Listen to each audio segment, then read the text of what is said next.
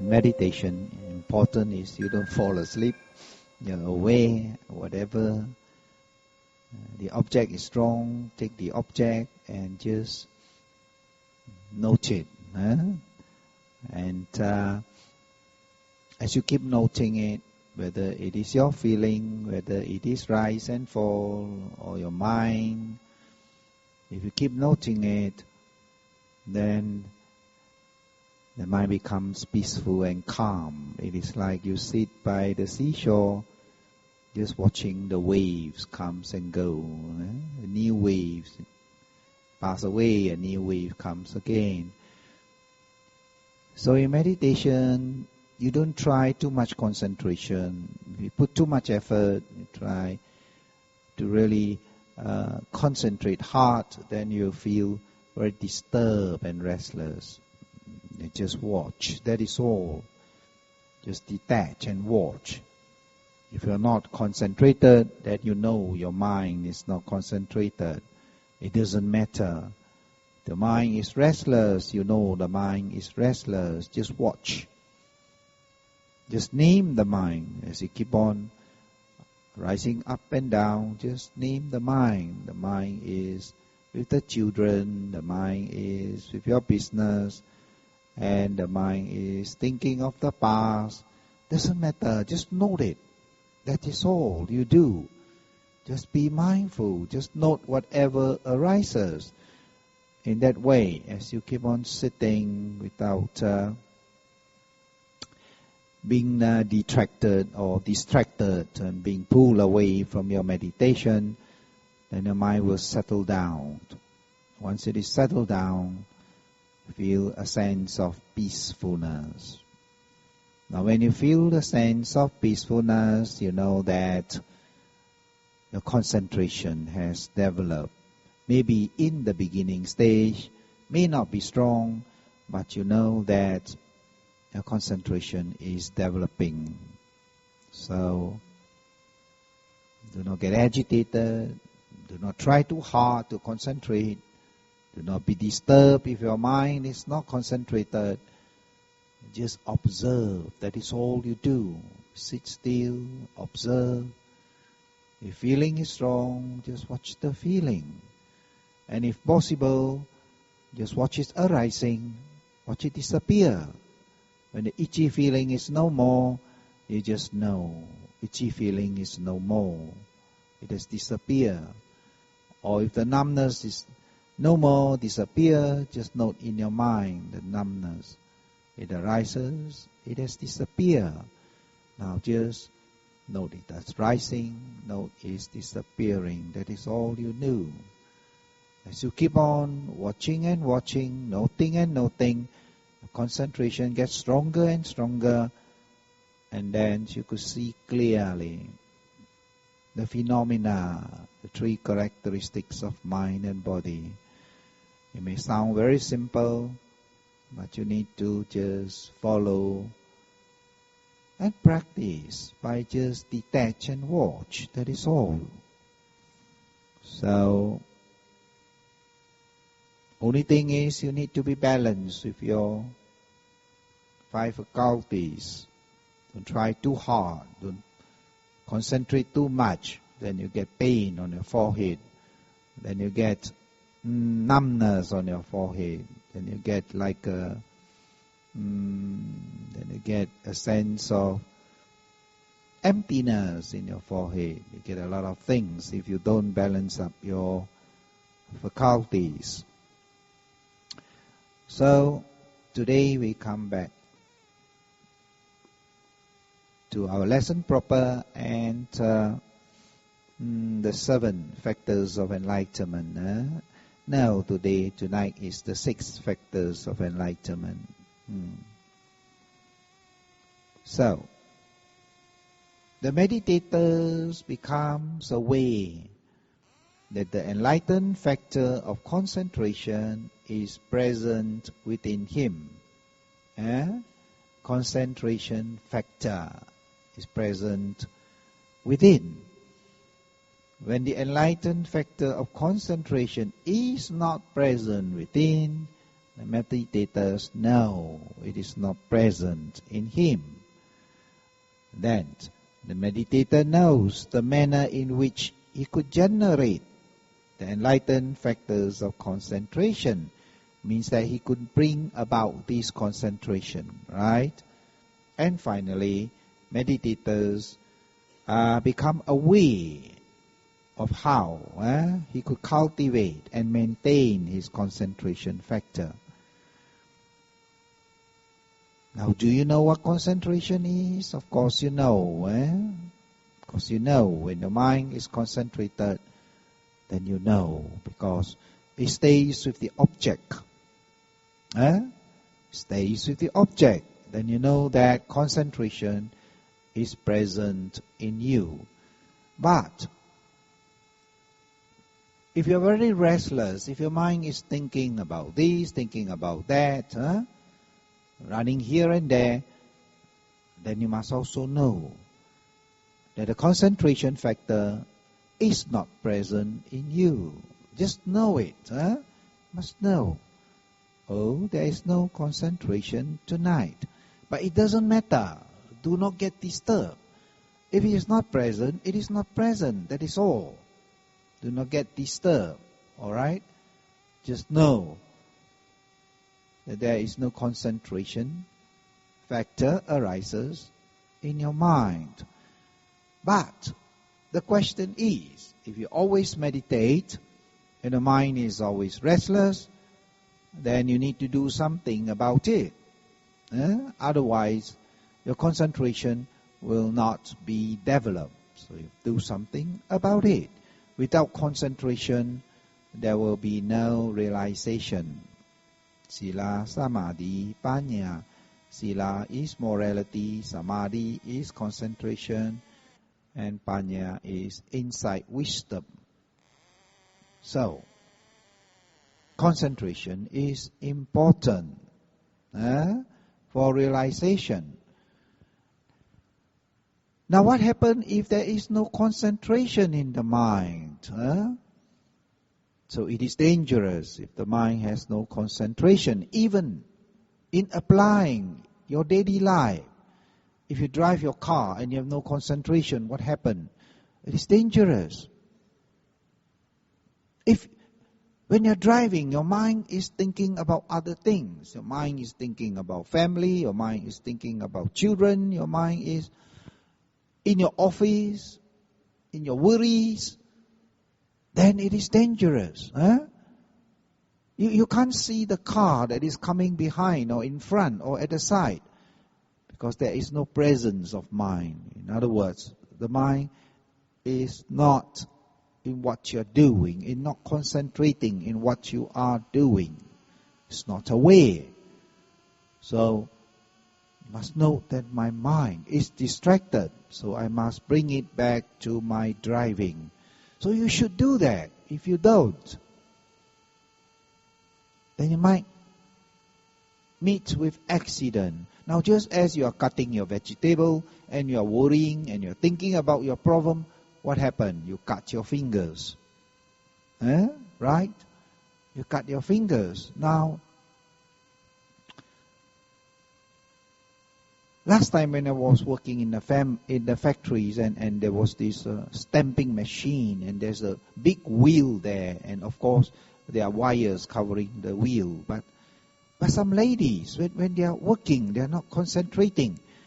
And so the hair pulled inside the machine and the whole scalp is pulled out. The hair and the scalp together is pulled and you see the bloods on the head, the forehead. But of course, that was 20 years ago, and the machines, they are very crude machine. They are very not sophisticated. They are very simple machine. It's cheap, and they bring it over to Malaysia and start production. And even then, in their country, many of these things happen as well. Many times, the ladies, the hair being pulled inside the machine. And even the stamping machine, the fingers have been chopped off because the mind is not there in the work. No concentration. Mind is restless, thinking here, thinking there, except the work. So without concentration, even in daily life, it is dangerous. You can't achieve worldly success without concentration. If you don't put your mind into what you're doing, you can't learn much. And of course, in the spiritual life, if you don't have concentration, the mind is very weak. The mind is running all the time. Mind is distracted, easily distracted. And if you can't concentrate, then it becomes incoherent. When you speak, it doesn't make sense because you are joining 2-3 lines together in one line, so it doesn't make sense. You can't maintain the flow of your thoughts, and the thoughts is jumping about. You're talking about A, then you suddenly jump to B, and you start jumping to C. And you don't know what the other person is speaking. Now, I have met people like that. When they speak, it is so incoherent.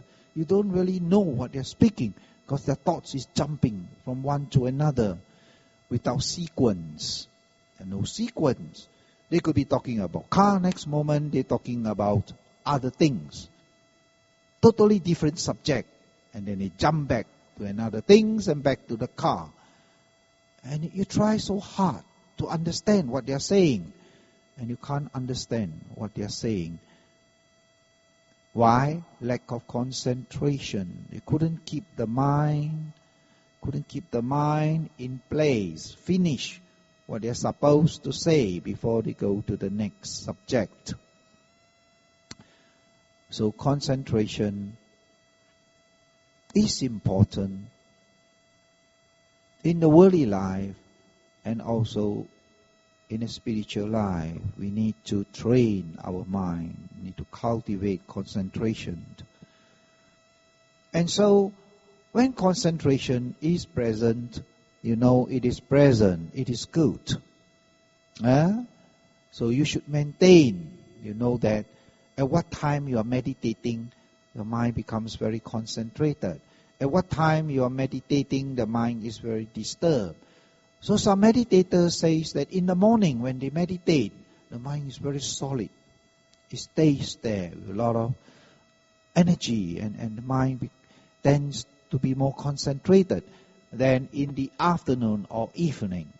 But some meditators prefer evening because they feel that when they meditate at night, it is more peaceful and quiet and they can concentrate better.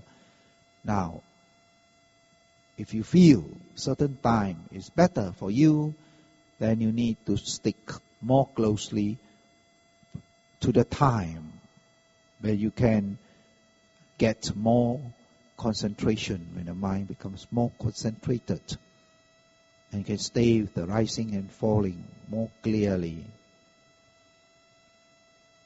So, if your absence of concentration, what must you do about it? Then you know there is no concentration, then you must know how to bring about concentration.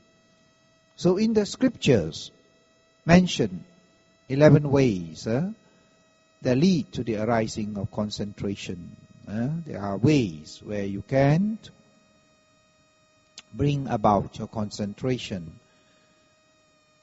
Now the first mention, which is always the cleanliness of the body, physical body, in a sense that people like to bathe before they meditate. Some of them do that. They feel that when they are dirty, when they work, they have a lot of sweat, they can't meditate well. So after they are bathing, then they sit in the afternoon, they become less sleepy and they feel clean and they can concentrate well. But some are bathed in the evening after meditation, then they sit. Or even some bathe in the morning. They find that after bathing cold water, they become more alert and meditate well. Now that applies as well also to the surroundings. In your room, you must keep the place more orderly, not disorder, things here, things there, things everywhere. And so you can't meditate well when the place is so disorder. When your mind looks, when your eye open and looks at it, you can't meditate, you get distracted. So you need to put things in proper places and stack them up properly, and so that clean it up so you won't have a lot of dust all over the place when you meditate, and therefore it helps in your concentration, brings about concentration.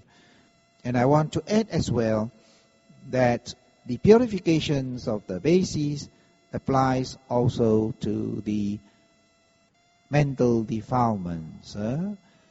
See that you don't get too agitated, you don't get too disturbed, you don't have too much sadness, you don't have too much fear in your mind, or you get a lot of dissatisfaction.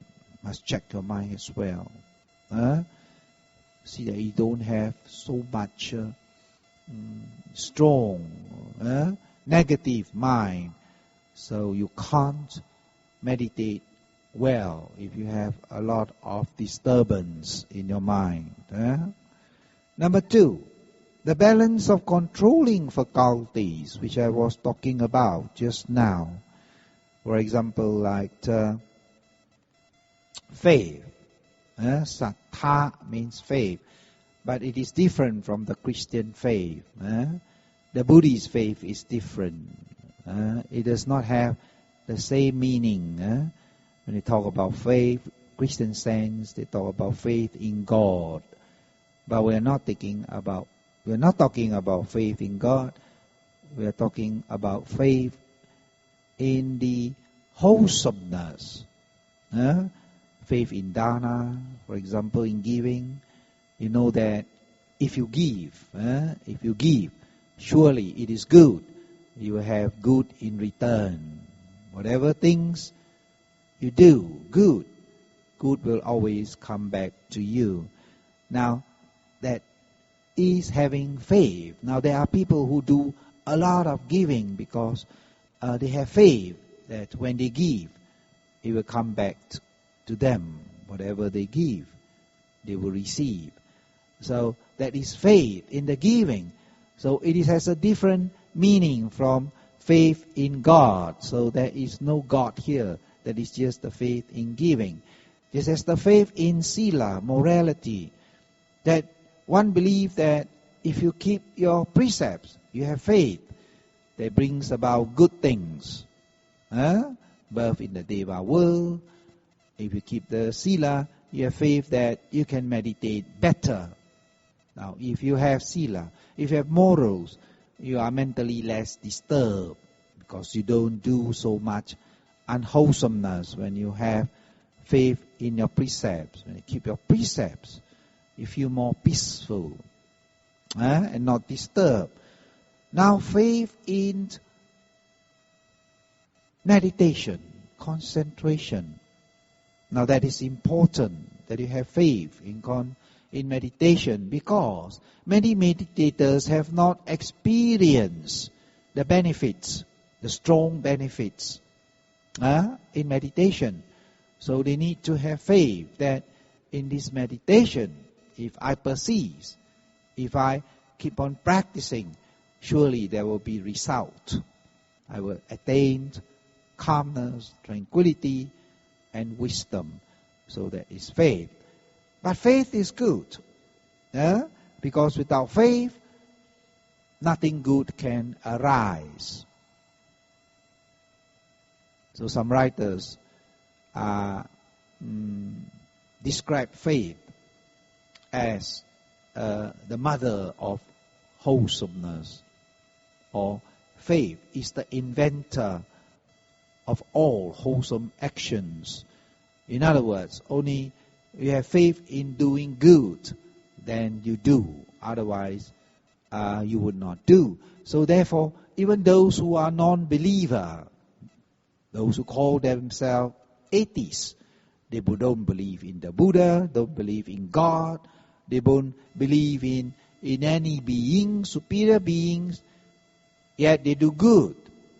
They have faith in humanity. They have faith in doing good. They have faith that I have, so I'll help those who don't have.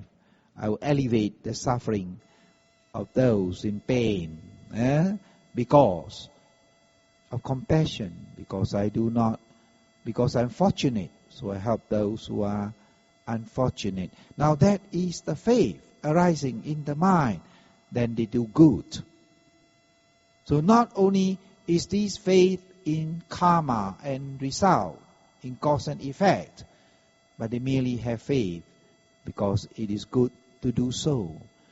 So faith is equate with the mother, the mother of all wholesome actions, or the mother of all wholesome mental states. With faith, it pulls out compassion, loving kindness, it pulls out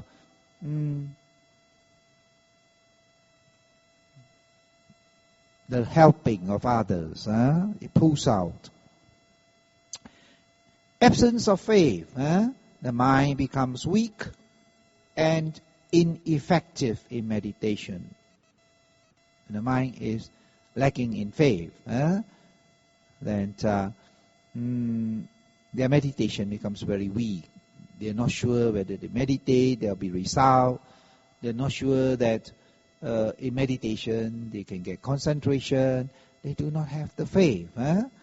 And without faith, a lot of doubts arises and prevent strong concentration.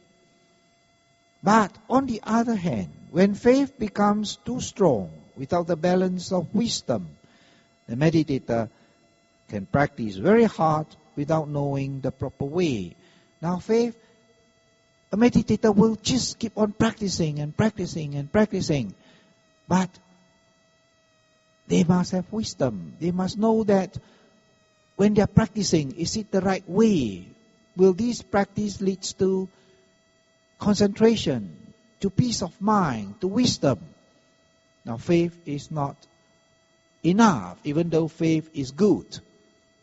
But if they have a lot of faith without wisdom, the balance of wisdom, then they could go wrong direction. Now there's an important point, that you will not attain concentration, you will not attain to the factor of concentration if your faith do not balance with wisdom. Now that is called the balancing of faculties. So, what do you do when you keep on practicing and practicing and practicing? You must be aware. Are you on the right way? Do you have sufficient knowledge to guide you? In other words, faith must accompanied by wisdom. Must go hand in hand. If faith becomes too strong, then you must bring out your wisdom. Your knowing. Am I on the right path? When I practice, does it give rise to peacefulness? Do I become more happy? Am I more aware in my daily life? Do I see my mind? Do I see my mind anger arising? Do I see disappearing? Do I see my feeling? Am I so involved with the feeling that I'm depressed, I'm strongly depressed? Then you are not practicing the right way. You must follow with wisdom. If you have too strong faith, the wisdom, and the more you meditate, the more you get depressed, the more you meditate, the more you see Buddha, something wrong somewhere. Okay? Are you supposed to see Buddha when you meditate?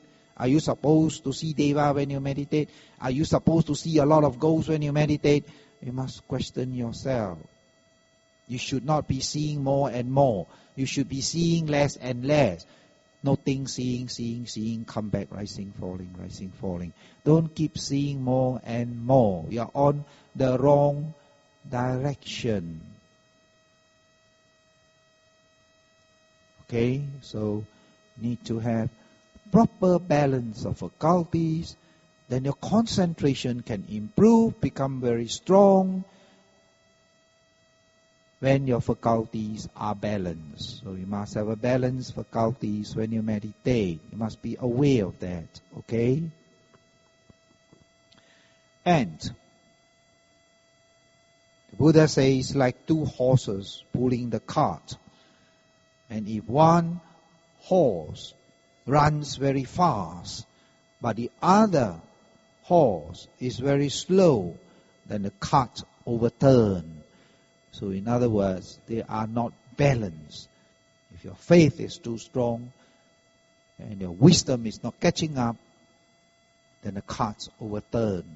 Then you don't have the mental balance. Concentration cannot develop. Now let's come to the wisdom.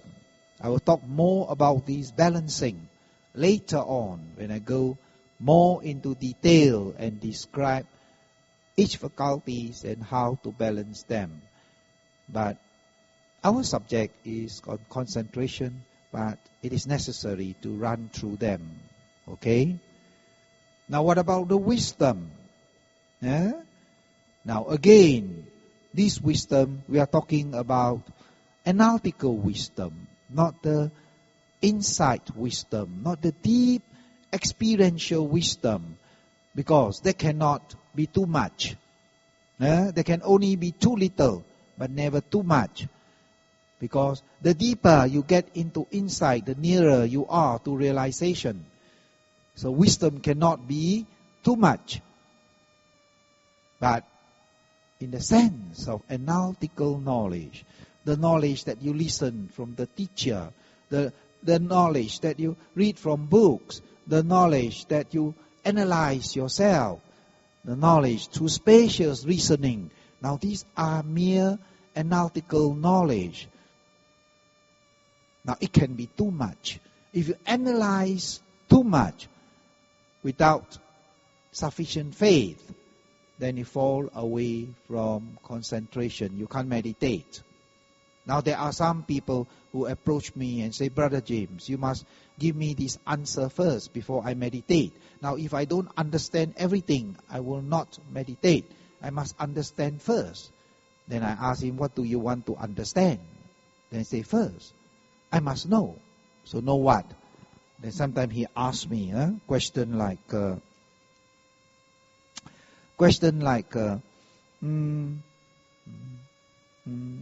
that is irrelevant from the meditation. Irrelevant. That is not the subject of meditation. He will ask me the question, where do I come from? I say, huh? Are you asking me about meditation or not? You're not asking me about meditation. You're asking me about where you come from. So how do I know where you come from? You come from America or where? Or Australia or where? He said, no, that's not the question. Why am I born? I said, why you ask me that for? How should I know why you are born? But I know you're born for a purpose that I know. And why are you born?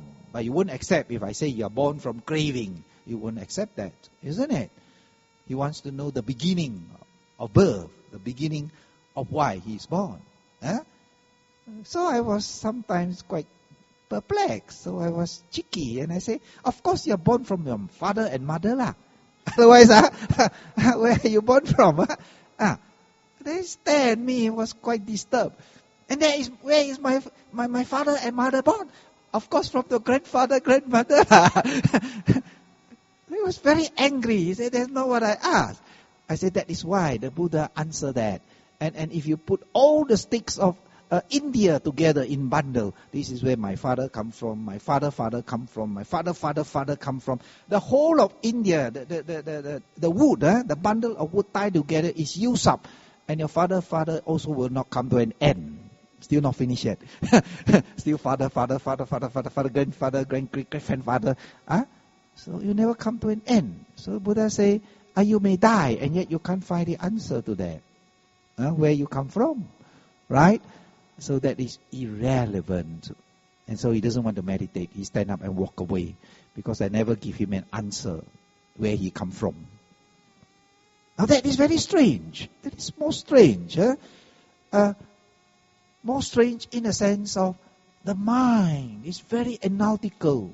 The mind wants to know everything before he decided to meditate. He must know the answer why first, then only he will meditate. Huh? If you say meditation lead to peace and calmness and wisdom, then he says, show me, show me, show me. Then how to show you? Huh? How to show you? Right? You have to show yourself. When you meditate, then it appears. Then you experience it yourself. True? So, too much analytical knowledge.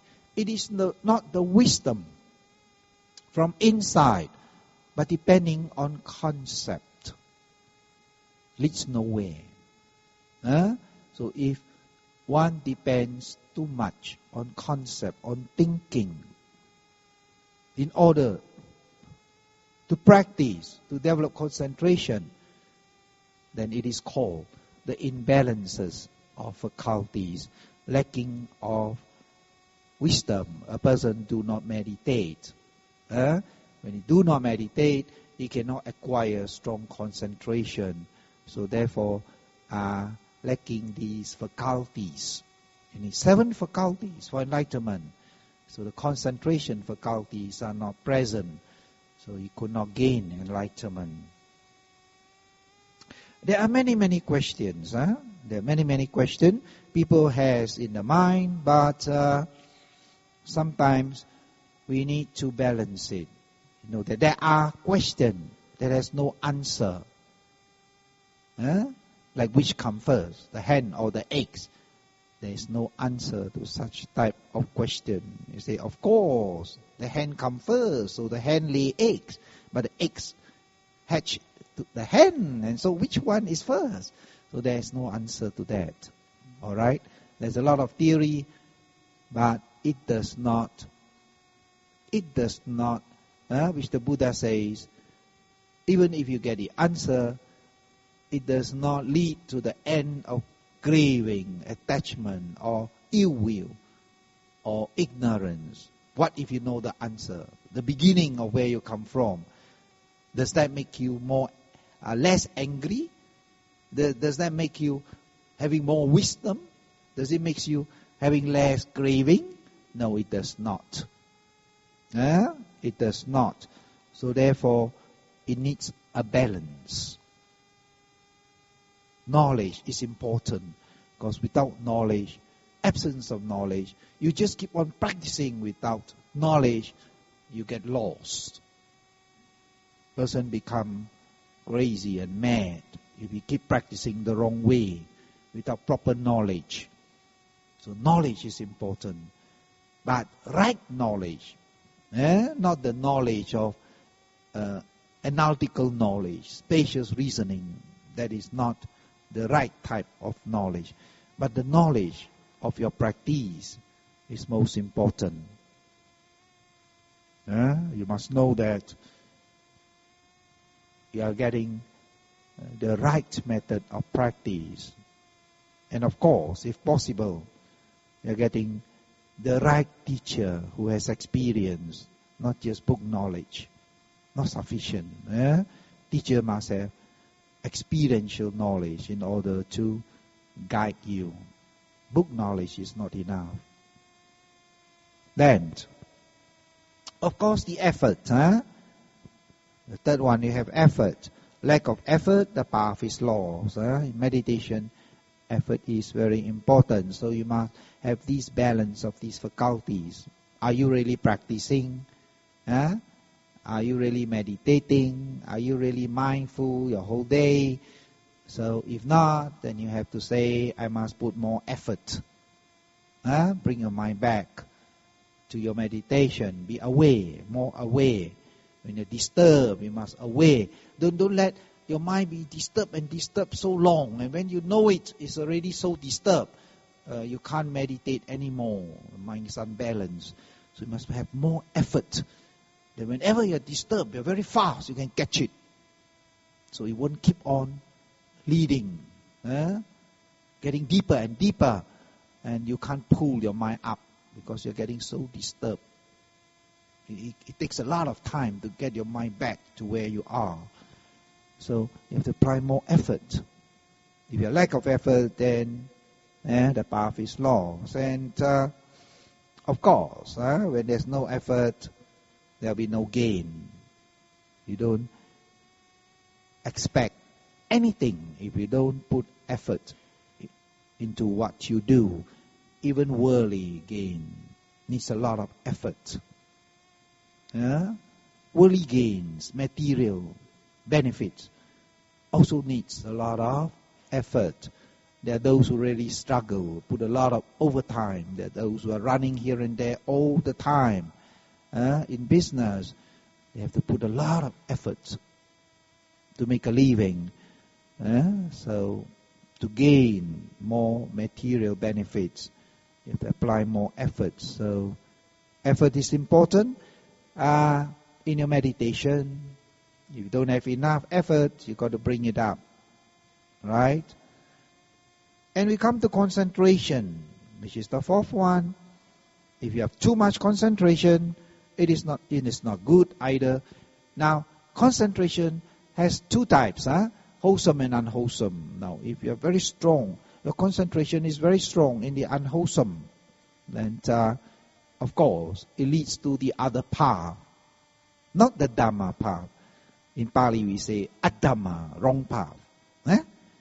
It leads to the wrong path, not the right path. People have strong concentration in doing unwholesome things. Then it does not lead to Nibbana. It leads to the lower world, the world of suffering, wrong concentration. And of course, there is excess concentration and there is jhana concentration. People who practice pure concentration for absorption. And people who practice excess concentration, mindfulness for realization, then there is another two types of concentration. So when you study the scriptures, then they explain in many ways. There are one type of concentration, there are two types, there are three types, there are four types, there are five types, there are six types. There are so many types. In the same way, they explain the other important points as well, other faculties. They explain very detailed if you study the scriptures. And we are talking about right concentration. What if you are lack of concentration? As I mentioned just now, the mind becomes incoherent. You can't understand what the other person say if he has weak concentration. Sometimes in Hokkien we say lo mo. A person becomes lo mo. Lo mo in the sense that he can't hold his mind to complete his sentence. So when he talk to you, he mumbles because he can't catch the word. He forget. Before he, let's say 5 words, before he first word, second word, before he can come to the 5 word, he forget the third word, what to say. Or he forgotten that the first word he say. So it becomes incoherent. He can't finish his sentence. Because in 5 words, he has forgotten 2 words. In the beginning, middle, or end, he has forgotten. So he can't complete this one sentence. And so he mumbles. When he talks, he just mumbles. He doesn't know what he's talking about. Because he keep forgetting. Now, lack of concentration. The mind becomes very weak. Very weak. So that is what happens to the mind. Alright? Becomes very weak. So, to develop concentration is important. When you grow old, your mind still becomes strong. Becomes strong. We can still able to finish what you want to say. People can still understand you. And weak concentration is dangerous. Just as I've spoken before. When you're driving, when you're doing dangerous things, if you're not concentrated, then you harm yourself when you harm others as well. Too much concentration. Now, what do we talk about too much concentration? It is meaning that sometimes the book says too much concentration. Then he's talking about you are not meditating the right way. you are doing samatha meditation and the mind just stay on the object without enough energy, and so just stay on the object and get stagnant there, and so it becomes lethargy. It becomes like weak, like no strength, like just stay on the object, and that is called too much concentration. But in the practice of wisdom meditation, there is no such thing as too much concentration, because we need continuous mindfulness to develop concentration. So only when we have strong concentration can we penetrate into reality. The stronger the concentration, the more pure is the mind. And when the mind becomes pure, the defilement subsides, the mind brightens up, becomes very clear. When the mind becomes very clear, and you see the objects very, very clear. So you could see the rising and disappearing of the object. You can see the changing of the objects. You can see the suffering, the pain that associate with the object, and you can see object as just objects without anything hidden in the object, without a soul in the object, without a self in the object. An object is mere object. Now, so concentration is never too much or too strong in our practice of mindfulness. Now remember this. Sometimes you read in the books, they will say that, the writer will say that too much concentration. So what they mean is the concentration in the practice of tranquility meditation, samatha meditation. It has nothing to do with our mindfulness meditation. Our mindfulness meditation, we need as much as concentration, and it is never too much, because the mindfulness builds up concentration, and the concentration is a different mental state. Pali we say cetasikas. The mindfulness is sati. Ekakata is concentration. And so they are different mental states. They are not the same. So when you build up the mindfulness in your mind, then this ekakata becomes strong. This one-pointedness of mind, or we call it concentration, develops and becomes strong. And so we have mindfulness, we have concentration, and we have effort. Now these are the three factors in samadhi, the Noble Eightfold Path. We have sila, which is the 5 precepts. We have samadhi. And what is samadhi consist of? It consists of right effort, right concentration, right mindfulness. Now that is this middle part of the Noble Eightfold Path. And if these 3 factors, they are present in the mind, become strong, balanced, sila, samadhi, panya. Panya is the wisdom, the insight, the realization. So the Noble Eightfold Path is there when you meditate. The 3 factors that are very important in the meditation, samadhi. We call it samadhi. It consists of the 3 factors in the Noble Eightfold Path. What are they? Effort, mindfulness, concentration. And this concentration is the ekakata, the one-pointedness of mind in the samadhi. These are 3 factors in samadhi. Right? Clear not? It is very important. Try to understand that mindfulness is different from concentration, ekakata. They are not the same. They are different. And in our practice, when our mindfulness becomes strong and developed, then the concentration develops. So it can never be too much. Concentration can never be too much. It needs very strong concentration for realization. Now when I talk about balancing of faculties, when concentration is too much, means that the person is practicing the samatha meditation, tranquility meditation, and it's not balanced with energy. Mind just stuck with the object and stays there, and energy is weak. It's not strong. And so the mind just stays with the object, stuck there. And after some time, you feel sleepy, no energy. So sometimes meditators, even though they are practicing mindfulness meditation, they experience such type of mental states because their rising and falling becomes tranquility meditation. He has gone to samatha instead of vipassana. Beginning, continue, end. They just rise, fall, rise, fall, rise, fall, rise, fall. For hours also rise, fall. They've gone into the practice of tranquility meditation. These are important points.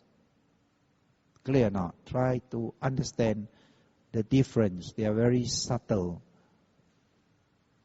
Clear now on this point? Not clear, please ask question. I repeat again and again and again until you understand. So you don't get yourself trapped into samatha meditation. Alright? Clear now? See the difference between this concentration, the one in samatha and the one in the mindfulness? Clear now? Any question? Any question? Any question? Okay, I will stop here because there are more to go. Then I will go into the Abhidhamma aspects of concentration.